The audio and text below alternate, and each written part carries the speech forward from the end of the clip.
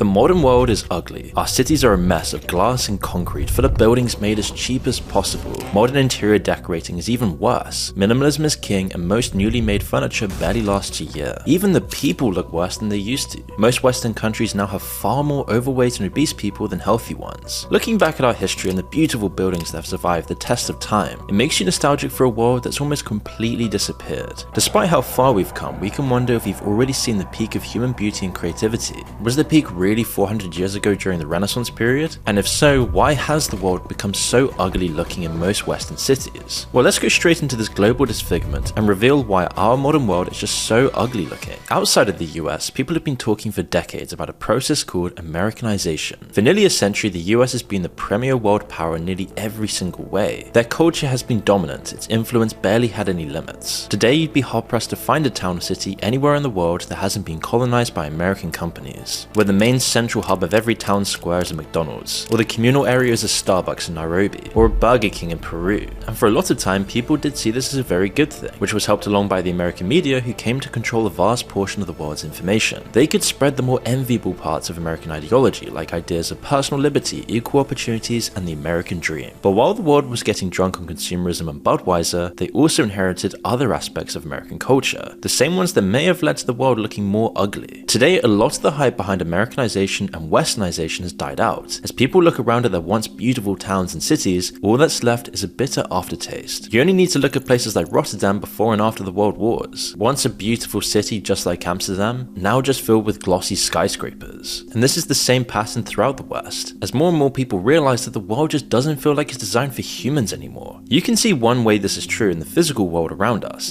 It literally hasn't been designed with people in mind. A year before the beginning of the First World War, Ford created the first affordable mass-produced consumer car. By the time the Second World War brought American culture to the world, it was already everywhere. In many ways, the personal car symbolizes the rise of American culture. Ideally, it's almost the definition of personal freedom and individual capability. If you own one, you can pretty much go anywhere you want, whenever you want, as long as there are roads to drive across. American towns and cities built after this period were nearly all designed with the car in mind. It's why almost every city in the US is all just centered around cars. And this perfectly complemented and enabled other American ideals. With the car, everyone could get their own slice of suburban sprawl, and their own personal car to traverse its great distances. The impact this had on the world people lived in is too massive to comprehend. With nearly everyone who works in the city living outside of the city and driving in, you need massive highways and road networks to accommodate all of the cars. Then you need millions of parking spaces as well to store the cars. The noise and air pollution that cars create also doesn't help. Cars slowly destroy the roads they drive over, so you need to make the infrastructure out of cheap replaceable materials like tarmac and concrete. In addition, they're heavy, so these are also some of the only materials you can use anyway. Pretty soon, every American city was a sea of concrete and tarmac, completely inhospitable to people. The suburban sprawl, combined with how common cars became, also made public transport an afterthought. People's homes became so spread out that it just wasn't economical for cities to bother with it. When you live miles away from the nearest bus stop or train station, there's no real option other than driving yourself. America, with all of its relatively new cities and towns, epitomizes these problems. In lots of suburban America, they don't even bother to make a sidewalk. It can literally take 5 minutes just to cross the road. You'd have to be insane to walk anywhere in a world like this. Other countries try to keep a hold of their old way of life, but of course this wouldn't stop car infrastructure taking root as well. Even in a world where we still made things like Gothic cathedrals and classic theatres, cars and their infrastructure would still do a lot of ruin to it. Seeing these things next to each other would just be jarring, but instead we live in a world now where lots of our buildings match the grey functional roads we drive over. Architecture has gone through the same existential crisis that every other form of art has been through, and the results speak for themselves. Instead of beauty and virtue epitomized through architecture, we see the most cost-effective, profitable buildings spring up. They oftentimes are just hideous to look at. So then how did we go from beauty to deformity?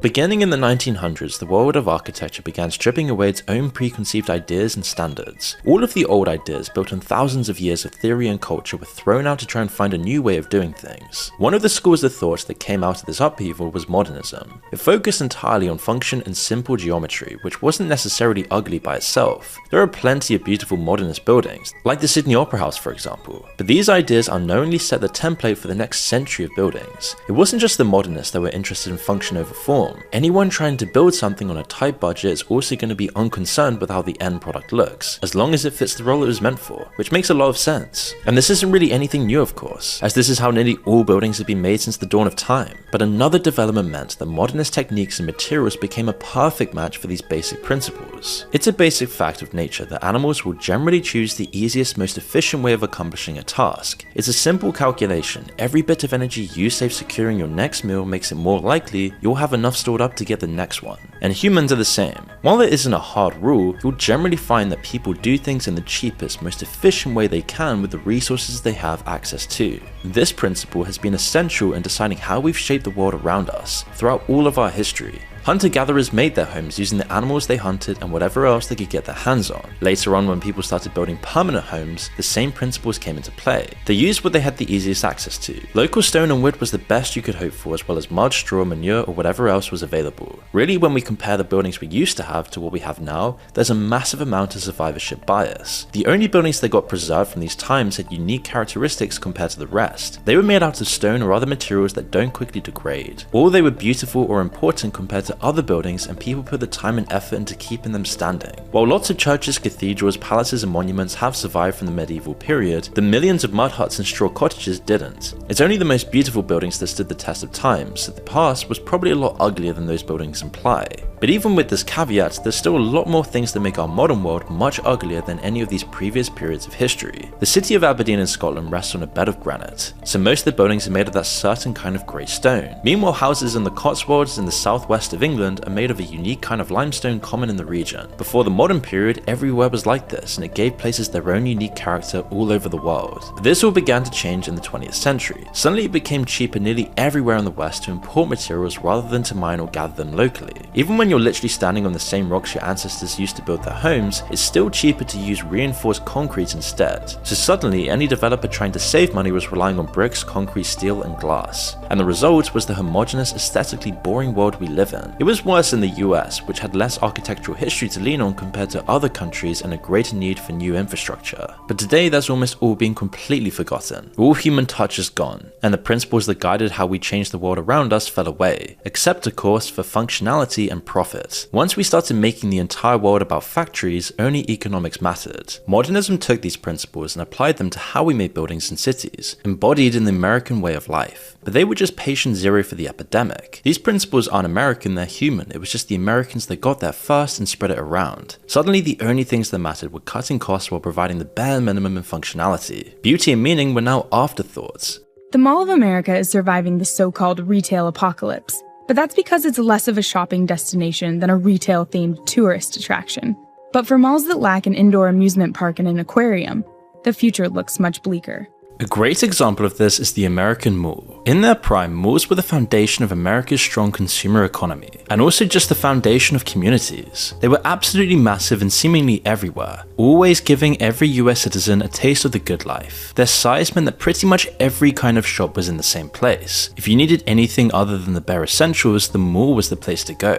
They also importantly gave people a third place to exist other than home and work. Kids were a massive part of their success, as they dragged their parents there so they could see their friends or go to the arcade. A few decades later though, malls are dying off in their thousands. At their height of popularity in the 80s, there were over 2,500 in the US alone. By 2022, there's only 700, and it's estimated that only 150 of them will be left in a decade's time. There are tons of reasons for this sharp decline. Some of the biggest are online shopping and people just generally getting poorer. But in many ways, it's a change in culture that sealed their fate. In our world of instant access, it was doubtful that people would ever go to the mall when they could easily just get stuff delivered with the click of a button. But the experience itself of going to the mall has gotten so much worse as well, as when the profits started to dry up, the owners began cutting corners. They would rent out space to anyone who would buy it, and they didn't bother with key maintenance. The shops got worse, and the malls themselves became run down, creating a deadly spiral. Soon enough, nobody really wants to go to the mall anymore because it's falling apart and all the good shops have left. And now that there's no one going, there's no sense of community either. That modern design that looked so clean and stylish in the 80s just didn't age well at all, just like most modern architecture, leaving malls now looking more like dilapidated warehouses. Malls have also lost their best representatives in children. Kids stopped caring about the mall because they could get what they wanted from other places, and as nobody was going, hanging out with your friends, window shopping and playing video games could all be done from the home, or just virtually. And once kids moved on, it was pretty much over for malls. Now funnily enough, European malls actually haven't suffered as badly. They're much more integrated into towns and cities, and they were never really separate from the rest of life. Most malls in the UK, for example, aren't even really recognizable as malls. They're normally in the middle of towns and cities, which isn't really feasible using the American template. American malls have massive car parks, which take up miles of space. In the UK, for example, the parking is normally underground or in a multi-story building. UK malls are also generally much smaller, with a greater focus on restaurants rather than massive specialized stores. You can just walk in when you're out and about rather than having to drive 15 miles into the middle of nowhere. But an often unrecognized reason behind the death of the mall is also what's behind the death of many towns and cities in general. It's no secret that outside of the largest cities, independent businesses have been dying off in their thousands. In 2024, retail closures in the UK reached nearly 14,000. Independents were hit much harder than chains. They made up 11,000 of the closures, which is more than 80%, and it's all part of a process that's been going on for decades now. Shopping centers, high streets, malls, and retail parks all look suspiciously similar. The same process that hit malls so hard, like online shopping, have been terrible for retail profit margins. And then add in insane rent hikes, and it's surprising that more haven't shut their doors. While chain stores do feel the effects, they're obviously much larger companies, and they can spread out the pain across their stores. If one location has a rough year, it doesn't matter as much. Chains can also control overall prices much more easily, secretly colluding with competitors and squeezing the consumer when they need to.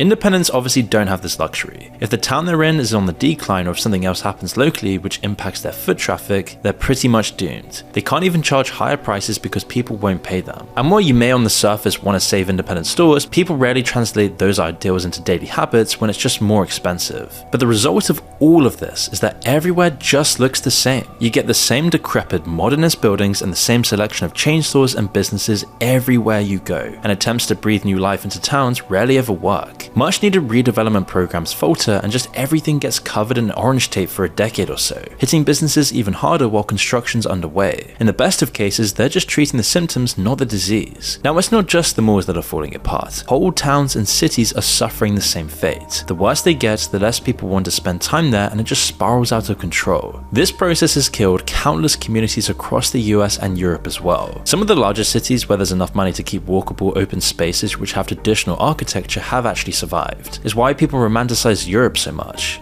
But the majority of towns and cities without these advantages are falling apart massively, and the populations are feeling the effects socially too. I mean, this is a huge part of why people feel so isolated. Today, lots of towns and cities just feel oppressive, bleak, and constrictive. It can feel like you're walking through a prison, which isn't surprising considering how they're designed. In fact, modern urban planning and modern towns and cities in general borrow a lot of design ideas from prisons, with the most obvious being their recreation of the panopticon. First popularized by the late 18th century philosopher Jeremy Bentham, the panopticon began as an idea for a new way to make prisons. Designed to minimize the amount of guards you need, a panopticon begins with a central guard tower. Shutters on the tower make it so that the prisoners below can't see in, but can still be watched from above. The cells and the living areas are laid out in a circle around the tower as well, making sure that wherever you are in the prison, you can always be watched. This way, you only need a few guards in the prison at any one time, because the prisoners can't see the guards, they're always potentially being watched. The design combines both the constriction and oppression of concrete rules and steel bars, with the openness to surveillance that comes from open spaces. This design never really worked in prisons themselves. Small windows, cell doors, and other practical problems meant that it was never really feasible. But it did have a massive effect on inspiring other types of architecture, and it eventually found its way into the modernist movement and its even more oppressive offshoot, brutalism. Take the housing estates that sprung up throughout the mid-20th century in the UK. At first, they were the only route lots of people had out of the slums and into a better life. Modern amenities were combined with modernist architecture, and at first, they were actually great. Often maintained to high standards by the residents, they were great for creating thriving communities. But today, no other building shows the detrimental effects of modern architecture more clearly. First, lots of them are laid out in the panopticon style. Large blocks of flats are positioned in circles or squares so it feels like you're always surrounded at all times. A great example of this is the Pepys estate in southeast London. This is oppressive all by itself, but much more so when everything else is falling apart as well. And as if that wasn't enough, modernist and brutalist architecture often used lots of overhangs. These massive concrete protrusions loom over residents as they leave their homes, making them feel even more crushed and enclosed. And brutalism puts a bunch of focus on unnatural shapes like this. Even in estates and towns which aren't literally designed like a panopticon, the effect is still there. Modern surveillance means you don't need circular courtyards and guard towers. CCT is everywhere, and the UK itself is the most surveilled country in the world except for China. It isn't just the concrete and steel that makes the modern world feel like a prison, it's all of these other things on top of it as well. Just going into a modern shop today is like this, with cameras everywhere, guards at the door, and a cold, hostile atmosphere. And the worst part is, it's the same outside as well. We now live in a world designed to maximize profit and press people into compliance. And one of the worst parts about all of this is that even if there was enough money floating around to change all of this, it might only get worse. As we'll see in our last example later on, lots of money and investment often means things get even more artificial and alienating.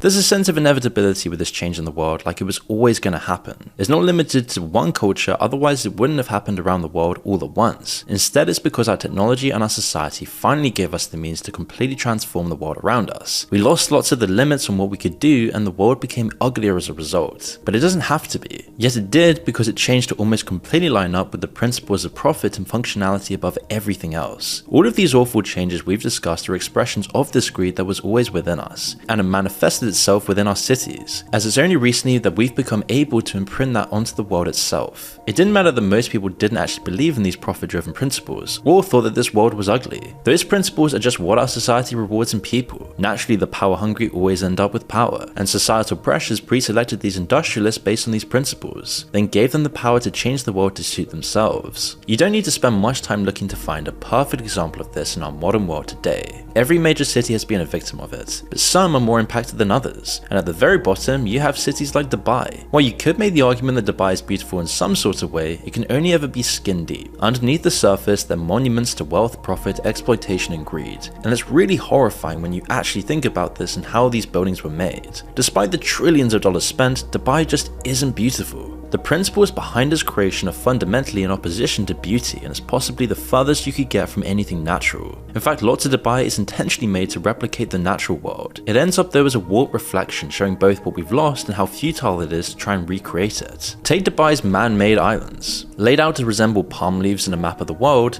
their very existence goes against the natural world. The very sand they're built on doesn't come from the surrounding area. Desert sand is too loose and would wash away too quickly. Instead, they pulled up millions of tons of sand from the bottom of the ocean to build the islands. It all exists as a gross exaggeration of the principles that made the modern world so ugly. It isn't surprising that the newest, most artificial, most profit-driven cities in the world are also the ugliest. Beauty is fundamental to living in a meaningful life. It's why people flock to Europe during the summers, just to get a glimpse of a past world that used to exist, where beauty and transcendental meaning were valued above all else. And this was reflected in the towns and cities across Europe. As beauty in lots of cases is the only thing that gives people hope to keep going. But as a society, we've given up on this completely, and now the entire world is paying the price. The deaths of so many different communities around the world is the most damaging consequence. We're living in a world that isolates us from nature and from each other. Town squares are being decimated. Places where you'd actually get to know your community and neighbors now really no longer exists. It's all just giant streets, strip malls, and fast food chains, alienating us because it isn't designed for us and we're not designed to live in this. So we of course resultantly retreat into ourselves and into the digital world, which doesn't offer us any real meaning either. And we're all paying the price for not understanding the value of beauty.